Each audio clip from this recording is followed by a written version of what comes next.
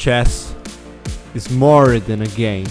It's strategy, it's intelligence, it's friendship.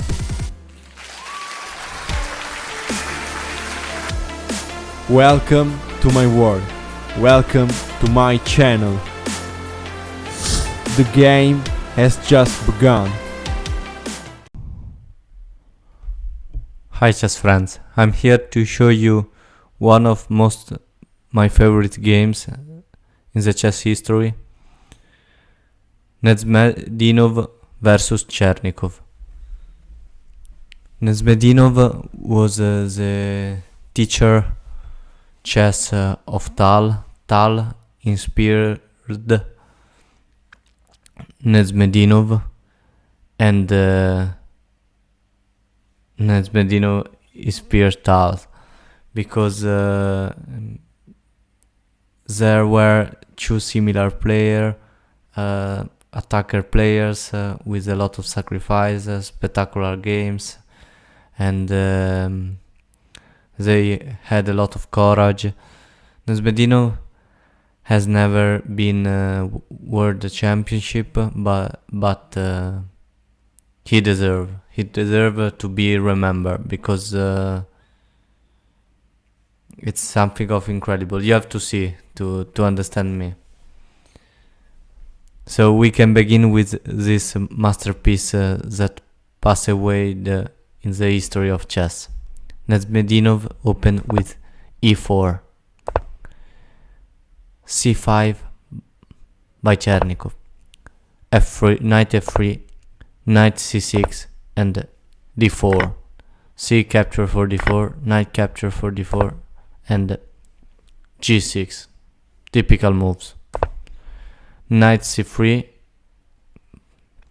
and bishop g7, attacking this knight two times with the knight with the bishop. So bishop e3 by Nezhmetdinov and knight f6, bishop c4, putting pressure on f7, and castle by Chernikov, bishop b3 and knight g4, attacking the bishop,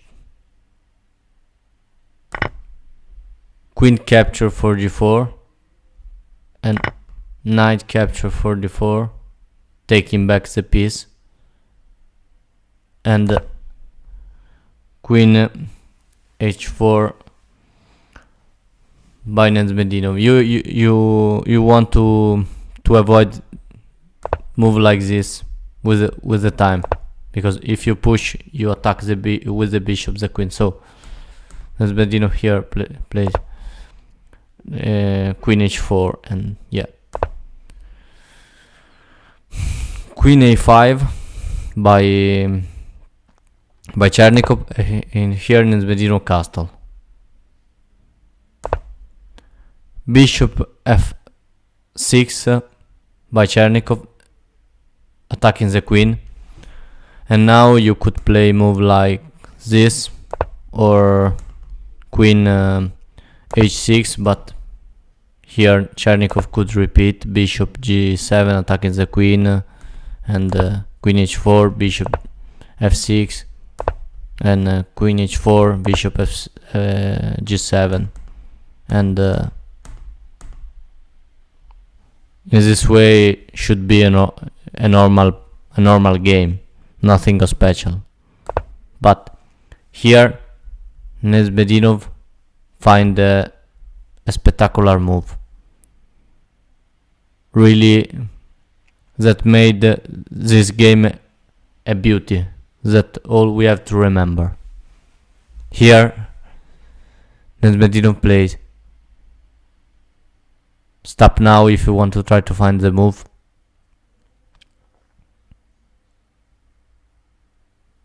queen capture for f6, one of most famous sacrifice of queen in the chess history. This is the most strongest pieces of black, this bishop. So Nezhmetdinov decided to sacrifice his queen, and here you have to capture, but before knight e2 check. The idea is that you don't capture, because if you capture here, bishop can capture, so this knight is lost. So here Chernikov prefers to do knight e2 check, knight for e2. Now his knight will waste some time to come back in the center, and only now Chernikov takes back the queen with e4 f6. Now we have this position. Nezhmetdinov come back with the knight c3, and we have this position where Nezhmetdinov has no queen, has one knight and one bishop, 7 pawn for 7 pawn, but there is a problem. Bishop, knight and bishop of Nezhmetdinov are completely in operation, and this rook can be active very soon, whereas the pieces of black are not so good. Pawn are in a bad structure. This pawn is isolated, this is double pawn. The queen is isolated, can do nothing, only alone, and this rook is bad. This rook is so passive, and he will guard this pawn because there is a bishop that put pressure. So, and this bishop is close by the pawn. So this is the reason why Nezhmetdinov decided to do this sacrifice. Rook e4, putting pressure on the pawn, and here knight d5. Now the idea is Nezhmetdinov is putting pressure on the f6 pawn, really weak of Chernikov. So he bring all his pieces to attack this pawn. Rook e6 to defend this pawn, and now another pieces to the attack. Bishop d4, putting pressure here. Chernikov continue to defend this pawn and play king g7, and now rook d1 by Nezhmetdinov. d6 to take some square free for the bishop, and rook d3, a nice lift of rook. Now this rook is so strong, it can come on c3 or h3 or f3, everything. Bishop d7 and rook f3. Now we have this knight, this bishop, and this rook that attacks this point f7. Bishop b5, attacking the rook, and yeah, you could move the rook, for example, like this, but not this, because obviously it's captured by the queen, but for example here, but no. Nezhmetdinov play bishop c3, attacking the queen, and after queen e8, come back with the queen to defend this pawn. Here Nezhmetdinov plays knight f6, ignoring this capture. Knight f6 and bishop e2, attacking the both rook, and knight capture for h7, check with this bishop. King g8 and rook h3 by Nezhmetdinov. The idea is the next move will be move the knight and then come back with the rook. For example, if you move like this and follow this terrible threat, knight here, and if you move here, there is rook and you hit the queen. So, and if you come here, for example, you can play this move, knight check, and if you come here there is checkmate. So this is an idea. Or for example, like a computer, you could play move like bishop capture for e6, or move like this. So it's a really good position for Nezhmetdinov. Here Chernikov plays the best move in this position, plays rook e5. The idea is cutting off this diagonal for the bishop, black bishop, and of Nezhmetdinov. And here Nezhmetdinov play f4.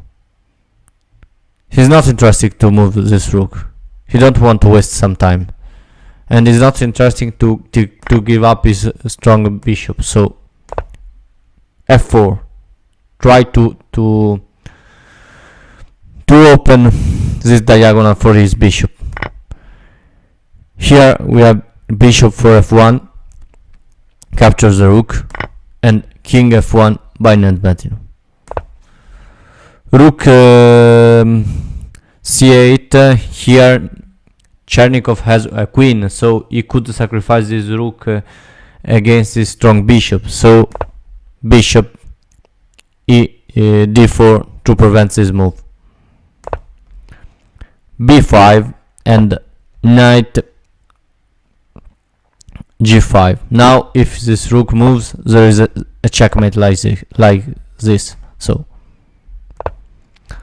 rook c7, defending this pawn, because there are two pieces that attack this pawn. You can see the beauty of the development of white pieces, whereas black pieces are so passive, but they are here to defend only. And so we have bishop for a7 and rook for a7, and now rook h8, sacrifice the rook.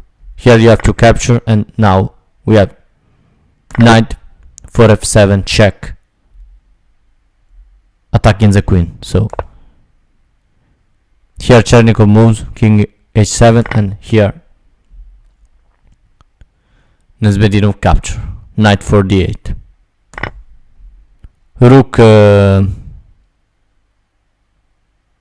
for e4, attacking the bishop and the pawn, but knight come back on c6, activate the knight, defend the bishop. Here we have rook for f4 check, and king e2, and in this position Chernikov resign. We have 5 pawns here, so good structure. These 4 pawns are so bad, and rook is alone, can do nothing. The king is completely away from the game, whereas the white king is so strong. Yeah, he is in the center, so it's so good, the king. And this knight and the bishop are so strong. All pawns will fall down, so there is no possibility, and a complete advantage for Nezhmetdinov. And yeah, this is one of my favorite game, and this is considered one of most incredible sacrifice of queen in chess history. So I hope this video enjoy you, and thank you for watching my video, and see you soon. Bye.